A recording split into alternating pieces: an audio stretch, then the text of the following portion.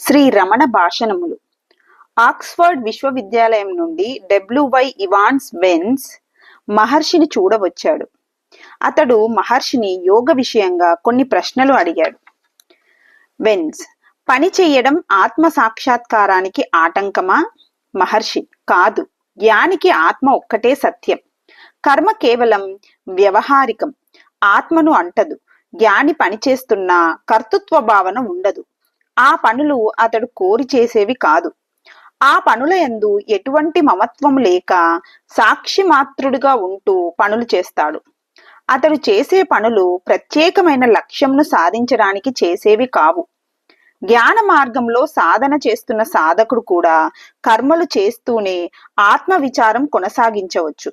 ఆరంభంలో ఇది కష్టంగా ఉన్నా కొంత అభ్యాసం చేశాక పనులు ధ్యానానికి అడ్డు కావని తెలుసుకొని సాధన చేసుకోగలుగుతాడు. వెన్స్: ఆత్మ సాక్షాత్కారానికి బ్రహ్మచర్యం అవసరం కదా? మహర్షి: బ్రహ్మమునందు ఉండడమే బ్రహ్మచర్యం. సామాన్యంగా ప్రజలు అనుకునేటట్లు బ్రహ్మచర్యం అంటే పెండ్లి లేకుండా ఉండటం కాదు. నిజమైన బ్రహ్మచారి బ్రహ్మనిష్టలో ఉంటాడు, బ్రహ్మానందంలో ఉంటాడు. బ్రహ్మ ఆత్మకు వేరుగా లేదు, అంటే ఆత్మానందంలో ఉంటాడు. ఆనందం కోసం వేరే కారణాలను వెతకడం ఎందుకు? అన్ని దుఃఖాలకు కారణం ఆత్మ నుండి దూరం అవడమే. వెన్స్: యోగంనకు బ్రహ్మచర్యం విధి కదా? మహర్షి: అవును, బ్రహ్మచర్యం కూడా మరెన్నో ఉపకరణాల వలె ఆత్మ సాక్షాత్కారానికి ఉపయోగపడుతుంది. వెన్స్: బ్రహ్మచర్యం అవలంబించి తీరవలసినది కాదా? గృహస్థునికి ఆత్మానుభవం కలుగుతుందా? మహర్షి: ఖచ్చితంగా కలుగుతుంది. అది వాని మనోపరిపక్వత మీద ఆధారపడి ఉంటుంది.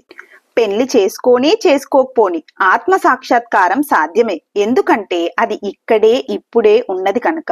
అలా కాకుండా ప్రయత్నం వలన ఎప్పుడో పొందబోయేది కొత్తదిగా సాధించబోయేది అయితే దానికోసం ప్రయత్నం వ్యర్థం.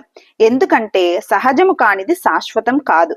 కానీ నేను చెప్పేది ఏమిటంటే ఆత్మ కేవలము ఇప్పుడే ఇక్కడే ఉంది.